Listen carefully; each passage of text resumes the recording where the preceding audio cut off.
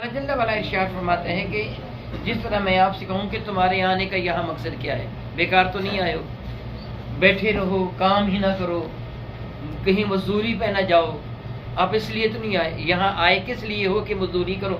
تو اللہ فرماتا فَحَسِبْتُمْ أَنَّمَا خَلَقْنَاكُمْ عَبَثًا، تم نے کیا سوچ رہا ہے میں نے تمہیں بیکار پیدا کر دیا؟ میں تم سے پوچھوں گا ہی نہیں کہ میں نے تم کو دنیا میں کیوں بھیجا تھا۔ جس طرح آپ کے گھر والے کہیں ہم سے تم سے پوچھیں گے نہیں کہ تم جدہ کیوں گئے تھے، ہم پوچھیں کہ کام کرنے کے لیے گئے تھے، ہم نے محنت و مشقت کر کے تم کو کرایہ بنا کے دیا، سب کچھ کرویزہ لگوا کے دیا، تم نے وہاں جا کے کام ہی نہیں کیا۔ تو اللہ تعالیٰ فرماتا فَحَسِبْتُمْ أَنَّمَا خَلَقْنَاكُمْ عَبَثًا، تم کیا سوچ بیٹھے ہو کہ میں نے تم کو عبث پیدا کیا، وَأَنَّكُمْ إِلَيْنَا لَا تُرْجَعُونَ، تو میرے حضور حاضر نہیں ہوگے۔ یاد رکھو میں نے تمہاری کرتوتوں کا تم سے حساب لینا ہے۔ میں اللہ تعالیٰ جل وعلا کا شکر ادا کرتا ہوں، جناب منصور صاحب اور ان کے ساتھیوں نے آپ کو جو بلانے کا اہتمام کیا، آپ کے لیے کھانا تیار کیا، خرچہ وغیرہ کیا، محنت و مشقت کی، میں کہتا ہوں یہ ان کا بہت بڑا کام ہے، بہت بڑا کام ہے۔ حقیقت میں انہوں نے آپ کو کھانا کھانے کے لیے نہیں بلایا، ان کے پاس کو وافر مقدار میں پیسے آ گئے تھے، کہاں چلو اس کو کہاں خرچ کریں، چلو یاروں کو کھانا کھلا دیتے ہیں، اس مقصد کے لیے نہیں بلایا۔ ایک خاص مقصد ہے جس مقصد کے لیے آپ کو بلایا ہے، اور آپ اتنی بڑی دولت لے کے جائیں گے انشاءاللہ تعالی جل وعلا، اتنی بڑی دولت لے کے جائیں گے کہ جس کا دنیا کی کسی بھی شے کے ساتھ موازنہ نہیں کیا جا سکتا۔ میں آپ کو ایک مثال دے کے سمجھاؤں گا۔ حضرت کثیر بن قیس یہ تابعی ہیں، حضرت ابو دردہ یہ صحابی ہیں، کثیر بن قیس شاگرد ہیں، ابو دردہ ان کے استاد ہیں۔ جس طرح میں آپ کو الحمدللہ تعالی پڑھا رہا ہوں، سمجھا رہا ہوں، اس طرح کثیر بن قیس حضرت ابو دردہ کے پاس علم دین سیکھنے کے لیے گئے، وہ پڑھا رہے تھے، اتنے میں فرماتے ایک شخص آیا جس کے بال بکھرے ہوئے تھے، لباس اس کا گردرود تھا، پھٹا پرانا تھا، معلوم ہو رہا تھا یہ بندہ بڑا طویل سفر طے کر کے آیا ہے، بڑی دور سے آیا ہے۔ کثیر بن قیس کہتے کہ اس آنے والے نے کہا حضرت ابو دردہ کو کہ اے ابو دردہ میں مدینہ الرسول سے آیا ہوں، اور ابو دردہ جامع مسجد دمشق میں بیٹھے تھے، ملک شام کا جو دارالسلطنت ہے یہ دمشق ہے، وہ دمشق میں بیٹھے تھے ابو دردہ دمشق کی جامع مسجد میں۔ تو کثیر بن قیس کہتے وہ آنے والا کہنے لگا میں مدینہ طیبہ سے آیا ہوں، مدینہ الرسول سے آیا ہوں، اور اس زمانہ میں سفر کرنا اتنا آسان نہیں تھا، میں امریکہ سے حاضر ہوا ہوں، الحمدللہ تعالیٰ ثم الحمدللہ تعالیٰ، وہاں سے امریکہ سے میں آیا ہوں، دنیا کے دوسرے کونے سے آیا ہوں، لیکن الحمدللہ تعالیٰ ثم الحمدللہ اگرچہ میرا ایک دن ایک رات سفر میں بیت گیا، لیکن اتنا آسان پھر بھی سفر تھا کہ آتے ہی میں عمرہ کرنے کے لیے چلا گیا، مجھے کوئی اتنی تکلیف دکھ نہیں ہوا۔ اس زمانہ میں سفر ایسا نہیں ہوا کرتا تھا، گھوڑوں پر، گدھوں پر، پیدل، بیڑ گاڑیوں پر، گدھا گاڑیوں پر لوگ سفر کرتے تھے، اور سفر صحرا میں ہوتا تھا، جنگل بیابانوں میں، کئی 100 کلومیٹر تک پانی نہیں ملتا تھا، لوگ بھوکے بعد اوقات مر جاتے تھے، جنگل بیابان میں تیز طوفان آ جاتا، تیز ہوا چلتی، آندھی آ جاتی، بارش آ جاتی، تو اس کوئی مکان بیٹھنے کے لیے نہیں تھا، چھپنے کے لیے کوئی درخت بھی نظر نہیں آتا تھا، براہ راست ساری بارش انسانوں پہ برستی، طوفان انسانوں پہ آتا، بعض اوقات اتنی ریت اڑتی کہ انسان بیچارے دب جاتے، مر جاتے، اور کوئی بیمار ہو جاتا تو اس کو اٹھا کے کہاں لے کے جاتے، بیمار کو چھوڑ کر جنگل میں چلے جاتے کہ ہم کہاں اس کے لیے بیٹھے رہیں گے، یہ تو چلنے کے قابل ہی رہ گیا، وہ بیچارہ درندوں کا شکار ہو جاتا، یا اگر کوئی مر جاتا تو وہاں ریت پہ دفن کر کے چلے جاتے۔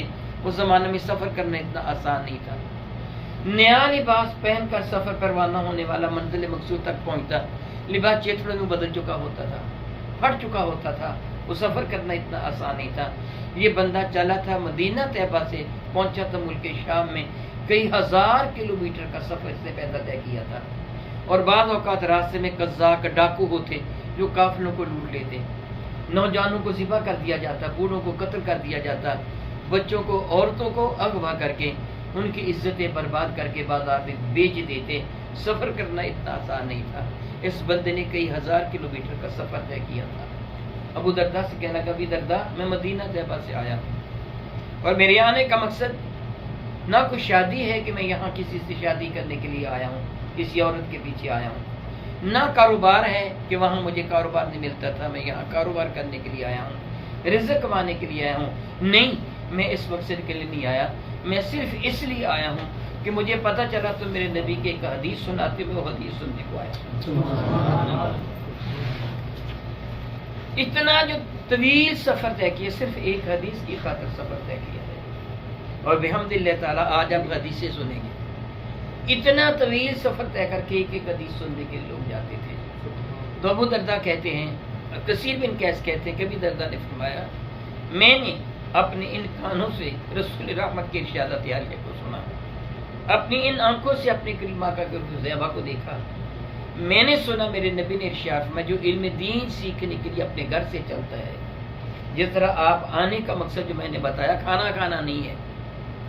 یہ نہیں ہے کہ یہاں بیٹھیں گے چلو جی انجوائے کریں گے، کھانا کھائیں گے، گپے ہانکیں گے، ادھر ادھر کی باتیں کریں گے. نہیں، ان کا مقصد یہ تھا کہ میلاد النبی کا ماہ مقدس ہے، اتفاقاً آپ آئے ہوئے ہیں، کیوں نہ ہو کہ میں دو صحابہ کو اکٹھا کر لیتا ہوں، آپ ہمیں تھوڑی سی بات و نصیحت کر دیں. ان کا یہ مقصد تھا، یعنی آپ ہمیں کچھ حدیثیں سنا دیں. اتنے عظیم مقصد کے لیے آپ کو جمع کیا. ابی درداء نے فرمایا کہ میرے نبی نے ارشاد فرمایا جو بندہ علم دین سیکھنے کی نیت گھر سے لے کے چلتا ہے، وہ جتنے قدم اٹھاتا ہے اللہ کے فرشتوں کے قدموں کے نیچے اپنے پر چلا رہے ہیں. آپ نے عزت و عظمت کے تقاضے دیکھے. کوئی کسی کا پیر آ جائے، مرید اس کے راستے میں آپ جانتے ہیں کہ اپنی پلکیں بچھانے کے لیے تیار ہوتے ہیں. میرے یا شاگرد ہیں، میرے مرید ہیں، بیٹے ہیں، میرے لیے دیکھو کتنا اہتمام کر رہے ہیں. گدا بچھایا، اس کے اوپر جائے نماز بچھایا، میرے دائیں بائیں میرے لیے ٹیک لگانے کے لیے رکھے. اندازے یہ محبت ہے نا. ماں باپ آئے تو اس کے ساتھ محبت کرتے ہیں. آپ نے کئی انداز محبت دیکھے ہوں گے، مگر یہ انداز محبت کبھی نہ دیکھا ہوگا کہ ماں آ رہی ہو، ابا آ رہا ہو، شیخ آ رہا ہو، استاد آ رہا ہو تو شاگردوں نے، مریدوں نے یا اولاد نے اپنے ہاتھ زمین پہ بچایا ہو کہ ان کے اوپر سے گزر کے جاؤ. یہ آپ نے کبھی بھی نہیں دیکھا ہوگا. جو علم دین سیکھنے کے لیے آتے ہیں کہ ہم مسئلے سننے کے لیے جا رہے ہیں، اللہ کے فرشتوں کے پاؤں کے نیچے اپنے پر پھیلا دیتے ہیں. کتنی عزت و یسر آ جاتی ہے. امام راضی رحمۃ اللہ تعالی علیہ ارشاد فرماتے ہیں وہ عالم دین کے یتخلف علی باب العالم فی کل قدم، وہ جو آدمی ایک عالم دین کے دروازے پہ جاتے ہیں اس کے لیے فی کل قدم، ہر قدم کے بدلے عبادت سنت واحدہ، ایک سال کی عبادت ہر قدم کے بدلہ میں اللہ تعالیٰ اس کے نام اعمال میں لکھتا ہے. اگر آپ 50 قدم چل کے آئے ہیں، یختلف علی باب عالم، آنا اور جانا دونوں، 50 قدم اٹھا کے آئے آپ، 50 قدم اٹھا کے جائیں گے تو 100 سال کی عبادت کا ثواب اللہ تعالیٰ آپ کے نام اعمال میں لکھ دے گا. یعنی آپ کے آنے کا مقصد کتنا عظیم ہے، کتنے اعلیٰ مقصد کے لیے آپ آئے ہیں کہ ہم اللہ اور اس کے رسول کی باتیں سننے کے لیے جا رہے ہیں. میں نے یہ پہلے ابتداء اس لیے گفتگو کی کہ آپ کو پتہ چلے کہ آپ ویسے نہیں آئے. ایک ایسے جی کوئی بندہ آیا ہے جی پاکستان، چلو جی اس کو ملائیں، نہیں، ملنے کے لیے آپ نہیں آئے ہیں، کھانا کھانے کے لیے آپ نہیں آئے ہیں. اور جن دوستوں نے آپ کے لیے اہتمام یہ کیا، کھانا تیار کیا، یہ اہتمام کیا، ان کا درجہ کتنا ہوگا آپ سب کے برابر اللہ تعالیٰ ان کو ثواب عطا فرمائے، کیونکہ انہوں نے کوشش کی ہے کہ آپ آئیں اور آ کر یہ باتیں سن لیں. بحمد اللہ تعالیٰ ثم الحمد للہ تعالیٰ، اللہ تعالیٰ کے احسان و کرم سے وہ جو آیا بار کا تلاوت کی گئی وہ یوں سمجھیے کہ ہمارے مقصد کے لیے تلاوت کی گئی ہے کہ ہم اس لیے دنیا میں نہیں آئے کہ بیکار زندگی گزار کر چلے جائیں. اللہ رب العزت جل وعلا نے ہمارے لیے ایک اہتمام کیا. میں آپ سے سوال کروں گا، آپ نے میرے سوال کا جواب دینا ہے. میں کسی بڑے مجمع میں ویسے تقریر نہیں کر رہا، آپ یوں سمجھیے کہ میں پڑھا رہا ہوں اور آپ پڑھ رہے ہیں. آپ یوں سمجھیے کہ میں آپ کو پڑھا رہا ہوں اور آپ پڑھ رہے ہیں. اور دوسرا یہ لفظ مرشد ہوتا ہے، مرشد نہیں ہوتا، لفظ مرشد ہوتا ہے. اس کا لفظی معنی ہوتا ہے رشد و ہدایت کا راستہ بتانے والا. آپ کے علم میں ہوگا، یہاں سعودیہ میں رہتے ہیں، جو انچارج ہے نا بسوں کا، اس کو مرشد کہتے ہیں. جو آپ کے ٹریول کا انچارج ہوتا ہے. مجھے تب پتہ چلا تھا جب میں حج کے لیے وہاں گیا تھا تو میدان عرفات میں، تو میں نے وہ بس کروانی تھی نا اپنے ساتھیوں کے لیے، تو مجھے انہوں نے کہا جی تم تھوڑا بہت عربی جانتے ہو ان سے، تو مجھے پتہ چلا جی مرشد کو ملنا ہے. میں نے کہا مرشد، مجھے پتہ چلا پھر وہ جو ٹریفک کا کنٹرولر ہوتا ہے نا، مرشد کا لفظ مطلب راستہ بتانے والا ہے. حقیقی مرشد اللہ تعالیٰ ہے، اللہ تعالیٰ کے بعد ہمارے نبی ہیں. پھر جو بھی آپ کو راستہ بتاتا ہے وہ مرشد ہے. پھر اس کی دو قسم ہوتی ہے، ایک خاص ہوتے ہیں، ایک عام ہوتے ہیں. لیاقت صاحب نے سوال کیا تھا، اس کا جواب میں بعد میں دوں گا انشاءاللہ تعالیٰ. بیٹھے ہیں تو ایک یعنی جو کسی کو ہدایت کی بات بتائے وہ مرشد ہوتے ہیں. مرید کا لفظی معنی ہوتا ہے یرید الوجہ اللہ، اللہ کی رضا کی خاطر کسی سے تعلق قائم کرنے والا، یہ اس کا معنی ہوتا ہے. تو اس اعتبار سے میں آپ کو ہدایت کی باتیں بتا رہا ہوں، استاد کے اعتبار سے بھی مجھے، اور آپ سارے کے سارے اللہ کی رضا کے لیے باتیں سن رہے ہیں. اس لیے میں آپ سے کوئی سوال کروں تو آپ نے میری بات کا جواب دینا ہے، اور میری کسی بات کی آپ کو سمجھ نہ آئے تو آپ نے سوال کرنا ہے. میں یعنی مجمع میں تقریر نہیں کر رہا، جمعہ نہیں پڑھا رہا، میں آپ کو پڑھا رہا ہوں، سکھا رہا ہوں، آپ سیکھ رہے ہیں. میری بات کی آپ کو سمجھ نہ آئے تو آپ نے پوچھنا ہے. میں آپ سے پوچھوں، آپ نے مجھے جواب دینا ہے کہ کیا سنوں. میں آپ سے پوچھتا ہوں، تقاضۂ فطرت ہے، یعنی یہ انکار اس کا نہیں کیا جا سکتا، تقاضۂ فطرت ہے. میں نے یہ دھلا ہوا لباس پہنا، یہ میلا ہوگا کہ نہیں ہوگا؟ یہ فطرت کا تقاضا، ایسے ہونا ہی ہے. میں کتنا بھی بچا کے رکھو یہ میلا ہو جائے گا. نیا ہے وہ پرانا ہو جائے گا. کیا میرے جسم، میں نے تھوڑی دیر پہلے یہ لباس پہننے سے پہلے میں نے غسل کیا ہے نماز مغرب سے پہلے، میرا بدن میلا ہوگا کہ نہیں ہوگا؟ اگر آپ چند دن غسل نہیں کریں گے بدبو بدن سے آئے گی کہ نہیں آئے گی؟ یہ سارے تقاضا ہے، فطرت ہے، اس کا کوئی انسان انکار نہیں کر سکتا. ایسے ہونا ہی ہے.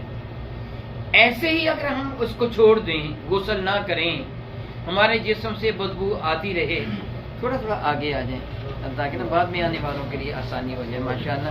اور آ جائیں آگے آگے آسانی ہو جائے گی. جو پیچھے دوست تشریف فرمائے ان کو دقت تو نہیں ہو رہی میری باتیں سنتے ہوئے؟ اگر آپ کہیں تو میں تھوڑا سا اونچا ہو جاتا ہوں، بات سننا آسان ہو. کیسے ٹھیک ہے؟ ٹھیک ہے ایسے ٹھیک ہے الحمدللہ تعالیٰ. میں بات کر رہا تھا، بعد میں آنے والے احباب بھی اس بات کو سن لیں گے کہ کچھ باتیں تقاضائے فطرت سے ہوتی ہیں، وہ انسان کے اپنے بس میں نہیں ہوتا. تقاضۂ فطرت ہو جو قدرتی طور پر ہے. آنکھ کی فطرت دیکھنا ہے، کان کی فطرت سننا ہے، زبان کی فطرت چکھنا اور گفتگو کرنا ہے، ہاتھ کی فطرت پکڑنا ہے. یعنی یہ فطرت اس کو کہتے ہیں جو اللہ تعالیٰ نے قدرتی طور پر جو چیزیں عطا فرمائی ہوتی ہیں اس کو فطرت کہتے ہیں. میں زیادہ لمبی بات کروں گا تو آپ گفتگو زیادہ ہو جائے گی لمبی، تو مناسب نہیں ہوگا. وہ قدرتی طور پر جو چیزیں، بچہ جو ناسمجھ ہوتے ہیں، ابھی پیدا ہوا ہوتا ہے نا، تو اس کو تو ابھی عقل نہیں ہوتی، آنکھیں بھی نہیں کھلی ہوتی، اس کو پتہ نہیں ہوتا میری ماں کون ہے، میرا باپ کون ہے. لیکن جب اس کی ماں اس کو اٹھا کے اپنے سینے سے لگاتی ہے تو دودھ پینے کا طریقہ کون سکھاتا ہے؟ یہ فطرت ہے. یعنی یہ فطری تقاضے ہیں جن کا انکار نہیں کیا جا سکتا. میں کہہ رہا تھا ہر انسان کی فطرت ہے، اس کا جسم میلا ہوتا ہے. چند دن تک غسل نہ کرے تو بدبو آنا شروع ہو جاتی ہے، کپڑے اس کے میلے ہوتے ہیں. اگر وہ اسی طرح زندگی بسر کرے، غسل ہی نہ کرے، کپڑے ہی نہ دھوئے، تو آپ اسے عقل مند انسان کہیں گے؟ اس کی اپنی حالت ٹھیک رہے گی؟ تندرست رہے گا؟ وہ بیمار ہو جائے گا. تو ضرورت کس صبر کی ہے کہ کپڑے بھی دھوئے اور اپنے جسم کو بھی صاف کرے، کپڑے بھی دھوئے اور اپنے جسم کو بھی صاف کریں. یہ ضرورت ہے. اگر ایسے نہیں کرتا تو وہ بندہ فطرت کے خلاف کرتا ہے، وہ عقل مند نہیں ہے، بے وقوف اور جاہل وہ بندہ ہے کہ جو اپنے فطری تقاضوں کو پورا نہیں کرتا. پیشاب اور پخانا فطری تقاضے ہیں. پیشاب کرنا اپنی بات نہیں ہے، اپنی مرضی نہیں ہے کہ میں جب چاہوں بٹن دبا کے پیشاب کر لوں، جب چاہوں تو بٹن دبا کے رفع حاجت کر، نہیں. یہ تقاضا ہے فطرت ہے، ان کو اپنانا ہی پڑتا ہے. جو آدمی ان چیزوں کا خیال نہیں کرتا وہ جاہل ہے اور بے وقوف، عقل مند نہیں ہے وہ جو ان چیزوں کا خیال کرتا. پھر بدن اس وقت تک بدن ہے جب تک اس میں روح ہے. اگر روح ختم ہوگی تو پھر بدن. میں اس کی مثال دے کے آپ کو سمجھاتا ہوں. ایک بندہ اپنے بیٹے سے بہت پیار کرتا، یا ایک لڑکا اپنے باپ سے بہت زیادہ پیار اور احترام کرتا. اللہ نہ کرے اس کا بیٹا یا باپ بیمار ہو گیا، اس کو ہاسپٹل میں لے کے گیا، ڈاکٹروں نے چیک کیا، مرض اس کو بہت سیریس تھا. انہوں نے کہا جی 10-10 لاکھ کے 4 انجیکشن لگیں گے تو پھر آپ کا باپ تندرست ہو جائے گا. اکلوتا بیٹا ہے، وہ بیٹا تب تندرست ہوگا جب 10-10 لاکھ کے 4 انجیکشن لگیں گے. فارن کنٹری سے ان کو منگوانا ہوگا. اگر آپ وہ منگوا سکتے ہیں تو ہم اس کا علاج کر دیں گے. بندہ بہت امیر تھا، کروڑ پتی تھا، تو اس کا جواب کیا ہوگا؟ میں وہ منگوا دیتا ہوں. کتنا خرچہ آیا؟ 40 لاکھ روپیہ. ڈاکٹر نے انجیکشن لگا دیے، لیکن اللہ کی حضور اس کی زندگی نہیں تھی. ڈاکٹر نے پوری کوشش کی، 40 لاکھ روپیہ ایک دن میں خرچ کر دیا. شام کو بندہ فوت ہو گیا، بیٹا یا اس کا باپ جو تھا فوت ہو گیا. جب ڈیڈ باڈی ہے تو اب ڈاکٹر ایک چیک کرنے کے لیے آیا، کہنے لگا یہ تو فوت ہو گیا، مر گیا ہے. وہ جو ایسے کر 10 روپے کے ایک انجیکشن ملتا ہے بازار میں، یہیں سے مل جائے گا میڈیکل اسٹور سے، وہ لے آؤ میں وہ بھی لگا دوں. تو وہ 10 روپے خرچ کرے گا؟ میں آپ سے سوال کرتا ہوں، بتائیے نا. نہیں خرچ کرے گا. پہلے کتنا خرچ کیا؟ اور اب 10 روپے پہلے دوسرے ملک سے انجیکشن منگوا لیے، اور اب قریب کے میڈیکل اسٹور سے بھی نہیں لا رہا، وہ 10 روپے بھی نہیں خرچ کر رہا. پھر ایمان سے بتائیے قیمت کس کی تھی؟ روح کی تھی نا. جب تک روح تھی 40 لاکھ روپے خرچ کر لیا، روح نکل گئی تو اب 10 روپے بھی خرچ نہیں کرتا. اگر بدن کی قیمت ہے تو بدن تو باقی ہے، بدن تو کہیں گیا ہی نہیں ہے. اور پھر یہ دیکھیں کہ وہ پیارا بیٹا جس کو ہمیشہ وہ اپنے ساتھ اپنی چارپائی پہ اپنے بیڈ پہ لٹاتا تھا، وہ ابا کے جس کی روزانہ وہ خدمت کرتا تھا، ٹانگیں دباتا تھا، پاؤں دباتا تھا، ہاتھ چومتا تھا، پاؤں چومتا تھا، پیشانی چومتا تھا اپنے ابا کی، اپنے ابا کے لیے سب کچھ کرنے کو تیار تھا. تو اب وہ کیا کہے گا؟ جلدی سے جلدی ان کو مٹی کے نیچے دفن کر کے آؤ. یہی کہے گا نا، اس کو مٹی کے نیچے. اور پھر آپ یہ بھی جانتے ہیں اگر وہ دفن نہ کرے گا تو پھر کیا ہوگا؟ اس کا جسم سڑ جائے گا. تو جب تک روح ہے تب تک سڑتے ہیں. سڑے گا کب؟ جب روح نکل جائے گی. پتہ چلا کہ حقیقت میں پھر قیمت کس کی ہے. اور ہم سارے کا سارا جو زور دیتے بدن پر دیتے ہیں. منہ اچھا بنا لو، کریمی اور خرید لو، ہاتھ اچھے بنا لو بڑے خوبصورت ہو جائیں، پاؤں اچھے بنا لو، کنگھی بڑی خوبصورت لے لو، سرما ڈال لو. ہم سارے کا سارا زور بدن پر دے رہے ہیں، جو قیمتی شے ہے اس کی طرف توجہ دیتے ہی نہیں. میری بات کی سمجھ آپ کو آ رہی ہے نا؟ تو جس طرح ہمارا بدن، ہمارا جسم میلا ہوتا ہے، کچیلا ہوتا ہے، ہمارے کپڑے میلے کچیلے ہوتے ہیں، اسی طرح ہماری روح بھی میلی کچیلی ہوتی ہے. میرے کریم آقا نے اللہ تعالیٰ کے حکم سے ایک ہمیں عبادت ایسی عطا فرمائی، جس طرح جسم کی پاکیزگی کے لیے پانی کی ضرورت ہے، کیمیکل کی ضرورت ہے، وہ صابن کی شکل میں ہو، وہ پاؤڈر کی شکل میں ہو، وہ لیکوڈ شکل میں ہو، جسی بھی شکل میں ہو، وہ کیمیکل کی ضرورت ہے. کیمیکل ہم وہ ہینڈ واش ہو، جو فیس واش ہو، یہ وہ سر کو دھونے والا کوئی شیمپو وغیرہ وغیرہ ہو، کسی بھی شکل میں ہو. جس طرح بدن کو دھونے کے لیے ہم کئی قسم کی چیزیں لیتے ہیں، ہمارے نبی نے ایک بڑی پیاری مثال دے کے صحابہ سے ارشاد فرمانے لگے، میں تم سے سوال کرتا ہوں، میرے سوال کا جواب دو. میں نے بھی آپ سے کہا تھا نا سوال کرتا ہوں، سوال کا جواب دو، یہ بھی سنت ہے. حضور نے صحابہ سے فرمایا مجھے بتاؤ کسی کے دروازے کے آگے ایک نہر چل رہی ہو، وہ بندہ اس نہر میں 5 مرتبہ اپنے جسم کو مل مل کر دھوئے، اس کے جسم پہ میل کچیل باقی رہ جائے گا؟ صحابہ سے پوچھا تو صحابہ نے عرض کیا کہ یا رسول اللہ نہیں، وہ صاف ہو جائے گا. میرے کریم مسکرا کے فرمان گے اللہ نے نماز اس لیے عطا فرمائی تمہاری روح صاف ہو جائے. نماز اس لیے عطا فرمائی ہے کہ تمہاری روح صاف ہو جائے اور تم اجلے ہو جاؤ روحانی طور پر.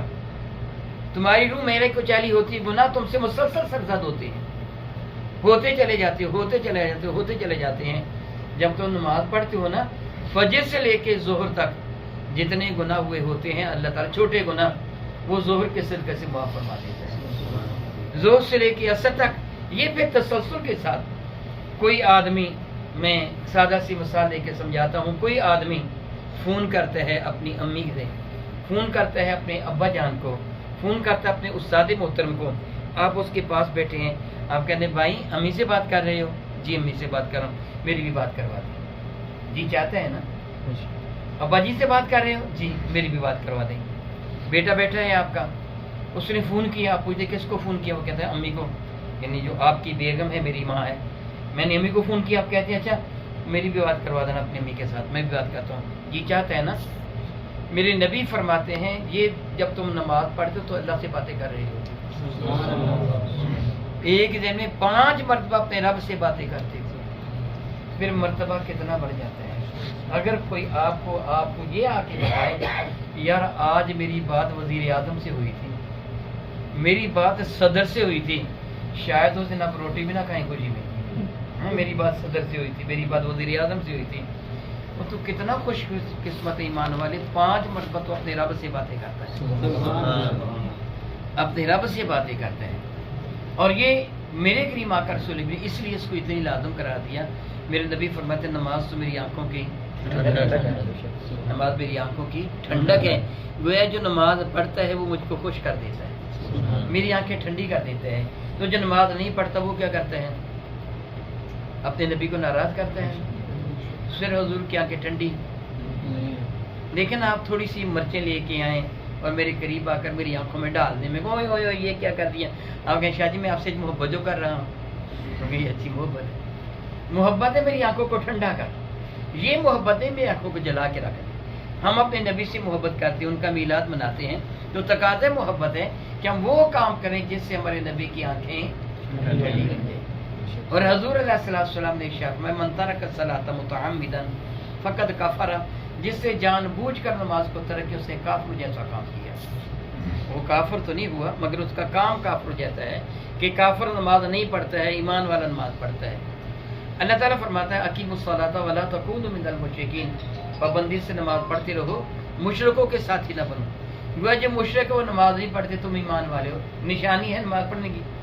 میرے کریم آقا رسول اللہ شفیع معظم رحمت علیہ ارشاد فرماتے ہیں قیامت کے دن میری امت اتنی زیادہ ہوگی کہ کل 80 صفیں ہوں گی قیامت کے دن۔ حدیث سے بھر کر میرے نبی نے فرمایا کل دنیا جو جنت میں جانے والی ہوگی نا ان کی 80 صفیں بنے گی، حضرت آدم سے لے کے میرے نبی تک جتنے نبی آئے ہیں ساری امتوں کو اکٹھا کر کے 120 صفیں، 80 نہیں 120 صفیں ہوں گی۔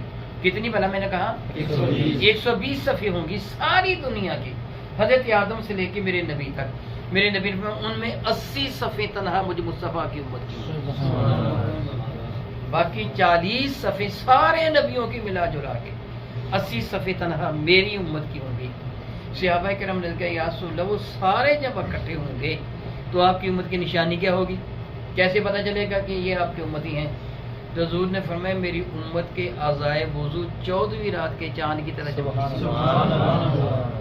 میری امت کے اعضائے وضو جہاں وضو کرتے ہیں، ذرا سوچئے وضو نماز کے لیے کیا جاتا ہے، جس کے وضو نماز، حالانکہ وضو نماز نہیں ہے، وضو نماز کے لیے کیا جاتا ہے، جس کے لیے اہتمام کیا جاتا ہے، مصلی بچھایا جاتا ہے نماز کے لیے، وضو کیا جاتا ہے نماز کے لیے، گھر میں کعبہ کی جانب منہ کیا جاتا ہے نماز کے لیے، اصل نماز ہے، اصل نماز اس کے لیے یہ سب اہتمام کیا جاتا ہے۔ جس چیز کے اہتمام کا اتنا ثواب اس کا اپنا ثواب کتنا زیادہ ہوگا۔ ان کے چہرے کتنے روشن و تابہ ہوں گے قیامت کے دن جو نماز پڑھنے والے ہیں، ان کے چہرے کتنے خوبصورت ہوں گے جو نماز پڑھنے والے ہیں۔ تو ہم کیا چاہتے ہیں قیامت کے دن ہمارے چہرے کیسے بن جائیں؟ خوبصورت بن جائیں نا۔ میرے کریم آقا رسول اللہ شفیع معظم کے حوالے سے ہمیں اللہ نے ارشاد فرمایا حافظوا علی الصلوات والصلاۃ الوسطیٰ، نمازوں کی حفاظت کیا کرو، نمازوں کی ایک پڑھ کے دوسری نہیں چھوڑو، اس کو قائم کرنا ہے، تسلسل کے ساتھ پڑھنا ہے۔ یہ نہیں کہ چلو صبح اور شام 2 پڑھ لیں گے باقی 3 چھوڑ دیں گے، نہیں، کمرے کی 4 دیواریں ہیں، 2 گرا دی جائیں تو کمرہ باقی نہیں ہے، 5 ہی پڑھنی ہے۔ جو میرے نبی علیہ السلام نے حکم دیا وہی عمل کرنا ہے۔ اللہ تعالیٰ فرماتا ہے ایمان نماز کی حفاظت کرو۔ میرے کریم آقا رسول اللہ نے ارشاد فرمایا من حافظھا کانت لہ نورا و برہانا، یہ نماز و نجاتا یوم القیامت، یہ نماز جس کی تم حفاظت کر لیتے ہو۔ نماز کی کیا کرنا ہے؟ حفاظت کرنا ہے۔ میں پھر سوال کرتا ہوں نماز کی کیا کرنا ہے؟ تنہا پڑھنا نہیں ہے، تنہا ریال کمانے نہیں ہے، ان کی حفاظت بھی کرنا ہے، ان کی حفاظت۔ میں آپ سے سوال کرتا ہوں، آپ نے مجھے سوال کا جواب دینا ہے۔ ایک ہی کام دو آدمیوں نے کیا، دو مزدور گئے، ایک ہی کام کیا، دونوں کا سیم کام تھا، کوئی فرق نہیں تھا. ایک کو ملے 5 ریال اور دوسرے کو ملے 500 ریال. ایک کو ملے 5 ریال، دوسرے کو، وہ کام 5 ریال کا تھا، وہ کام 5 ریال کا تھا، وہ بہت جلدی فارغ ہو گیا، وہ بھی اور وہ بھی. تو جو آدمی تھا جس سے ان کو کام پہ لگایا تھا، اس نے ایک کو 5 ریال دے دیے جس کی جو مزدوری تھی، دوسرے کو 500 ریال دے دیا. اب انہیں خوش قسمت کون ہے؟ جی 500 والا کہ 5 والا؟ سارے بتاؤ. اب وہ دونوں آ رہے تھے، جو 500 والا تھا وہ خوشی میں بڑا پاگل ہو گیا، اس نے جیب سے ریال نکالے، ایسے گھماتا، او دیکھو میں 500 ریال لے کے آیا ہوں، اس کو 5 ملے. جس کو 5 ملے اس بیچارے نے جیب میں ڈالے اور نظر جو کہا کہ وہ آ رہا ہے کہ مجھے 5 ملے ہیں، یہ 500 لے کے آیا. راستے میں ایک کچکا تھا، وہ 500 چھین کے بھاگ گیا، وہ لہرا رہا تھا نا، وہ 500 چھین کے بھاگ گیا. اب اس کے پلے کچھ رہا نہیں، 5 والے پہ. اب خوش قسمت کون ہے؟ 5 والا. دیکھو پہلے آپ کہہ رہے تھے 500 والا ہے، اب کہہ رہے ہو 5 والا ہے. کیوں 5 والا خوش قسمت ہے؟ اس کے پیسے محفوظ ہیں، اس کے پیسے محفوظ ہیں. وہ بدقسمت کیوں ہو گیا؟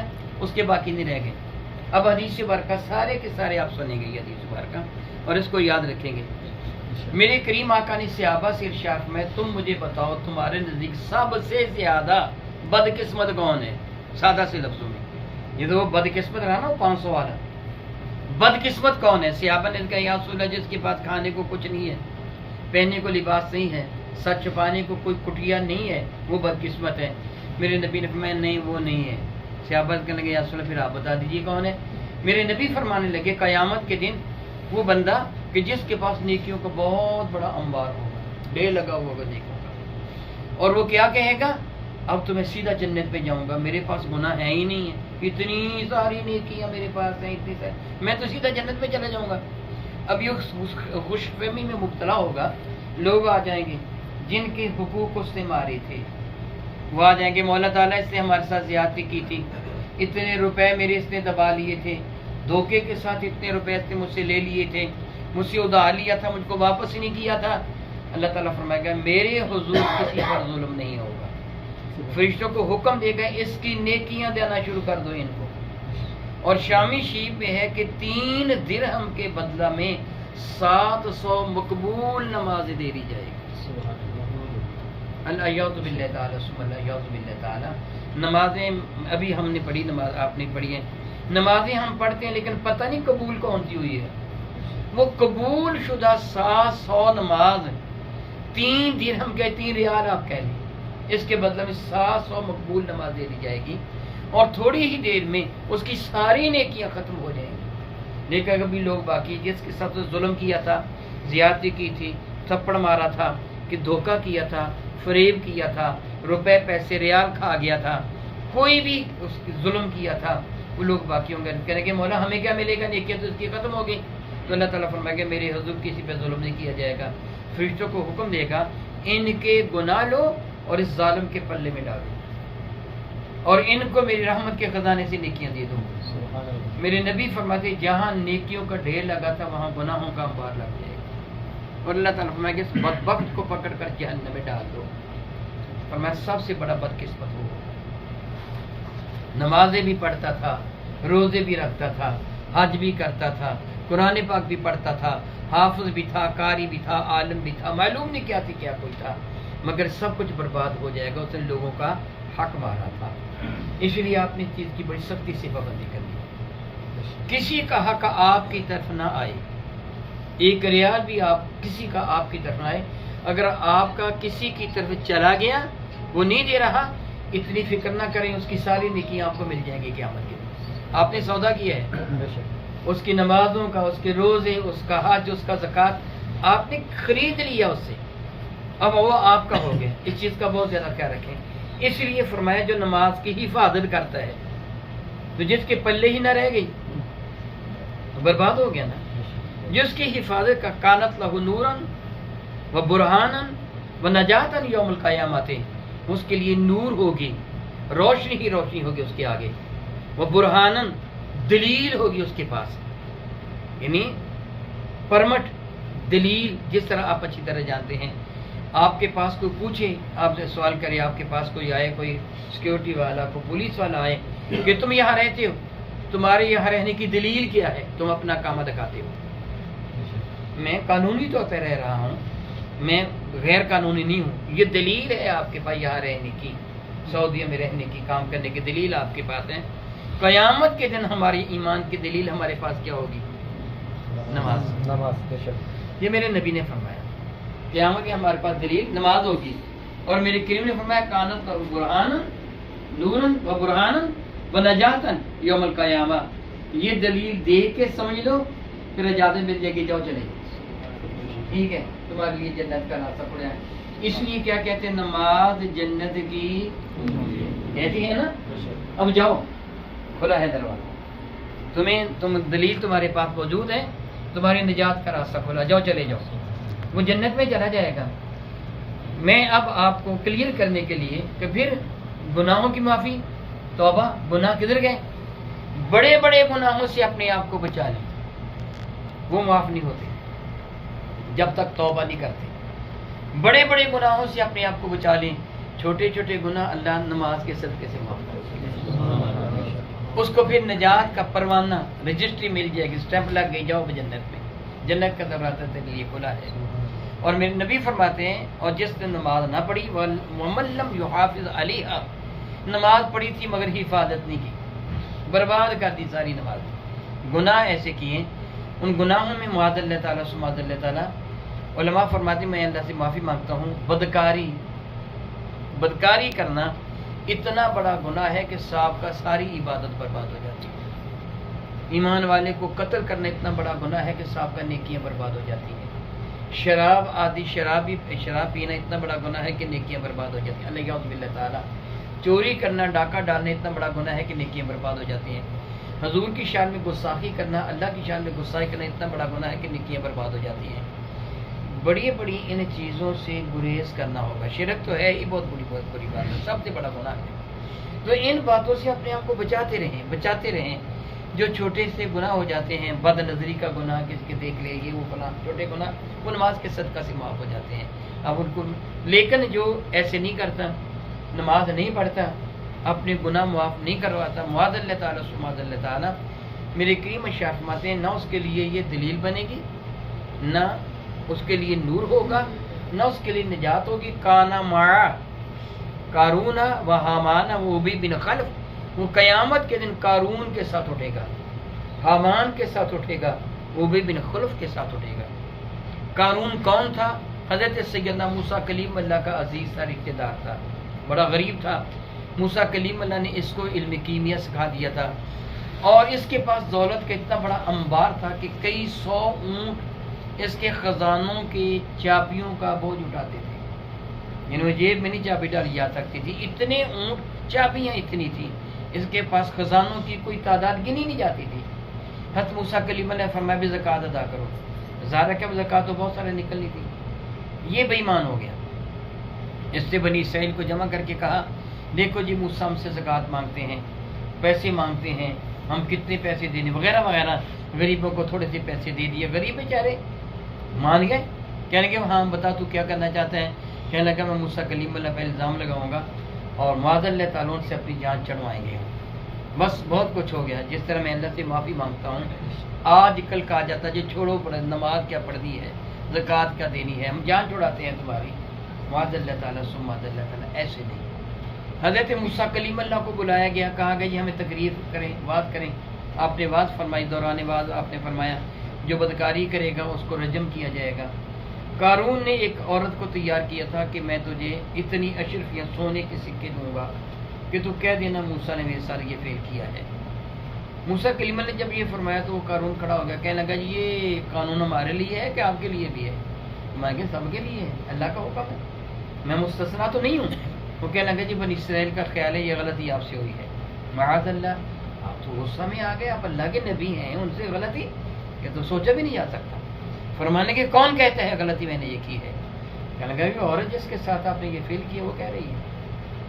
فرمایا لے کے آؤ اس عورت کو. وہ عورت آ گئی, کھڑی ہو گئی. آپ فرمائیں گے تو مجھے بتا, میں تجھے اس اللہ کی قسم دیتا ہوں جس نے بنی اسرائیل پر من اور سلوہ کو نازل کیا. میں تجھے اس اللہ کی قسم دیتا ہوں جس نے بنی اسرائیل کے دریا کو پھاڑا اور نجات پا گئے. اس اللہ کی قسم دیتا ہوں جس نے تورات کو نازل کیا. سچ بتا میں نے تیرے ساتھ کو ایسا فیل کیا. وہ ڈر گئی. موسیٰ کلیم اللہ کو جو ساتھ وہ اژدہا بن جاتا تھا نا, وہ ڈر گئی کہ یہ تو اژدہا بن جائے گا, مجھے کہا جائے گا. کہنے لگی نہیں حضور آپ نے کچھ نہیں کیا, قارون نے مجھے کہا تھا میں تجھے اتنی اشرفیت دیتا ہوں, تو موسیٰ کلیم اللہ پہ الزام لگا دے. اب سارے لوگوں کو پتہ چل گیا کہ یہ ساری کی ساری شرارت قارون کی ہے. حضرت موسیٰ کلیم اللہ رو پڑی اور سجدہ میں گر گئے. عرض کیا مولا تعالیٰ اگر میں تیرا نبی ہوں تو پھر میری عزت کی تو ہی حفاظت کر, اس سے مجھ پہ الزام لگا, اس کو سزا دے. بڑے غصے والے تھے. تو اللہ نے فرمایا کہ ٹھیک ہے میں زمین کو تیرے حکم میں دیتا ہوں, جو چاہے کہہ. آپ نے فرمایا اب قارون پر اللہ کا غضب نازل ہوگا, جو اس کے ساتھ رہنا چاہتا رہے, جو ہٹنا چاہتا ہٹ جائے. وہ سارے لوگ اس کے ساتھ تھے, لیکن جب موسیٰ کلیم اللہ نے یہ فرمایا غضب نازل ہوگا, قہر نازل ہوگا, سارے چلے گئے. 2 بندے ساتھ رہے, تیسرا قارون. آپ نے زمین کو حکم دیا تینوں کو نگل لے, زمین نے ان کو نگل لیا. آپ نے حکم دیا اس کے خزانے بھی دنس جائیں, وہ خزانے بھی دنس گئے. یہ قارون تھا. میرے نبی فرماتے جو نماز نہیں پڑھتا اس کا حشر قارون کے ساتھ ہوگا. اور حامان یہ فرعون یا نمرود کا وزیر تھا, اور جس نے ان کو گمراہ کر رکھا تھا. نمرود نے جب حضرت ابراہیم علیہ السلام کو آگ میں ڈالا نا, تو آپ سلامتی کے ساتھ باہر آ گئے.